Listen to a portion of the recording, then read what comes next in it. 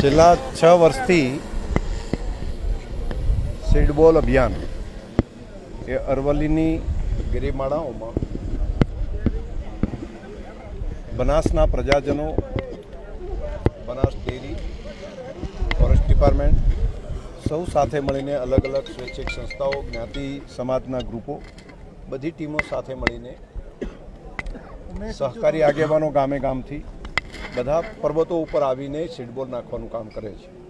પહેલા વર્ષે જેસોરના પર્વત ઉપર કામ કર્યું હતું, તેનું ખૂબ સારા પરિણામ મળ્યા અને અત્યારે આપણે ગયા વર્ષે ગબ્બરની અંદર આ કામને હાથ ઉપર લીધું, ત્યાં પણ ખૂબ સારું પરિણામ આપણને મળ્યું અને સાતત્યપૂર્ણ રીતે આ 6થા વર્ષે આ કામને આગળ વધારી છીએ.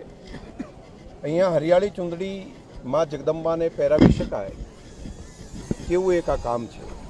આપણા પ્રધાનમંત્રી મોદી સાહેબે એક આહવાન કર્યું હતું કે અહીંયા અંબાજીના દાંતાના ડુંગરાઓ એ હરિયાળા બને.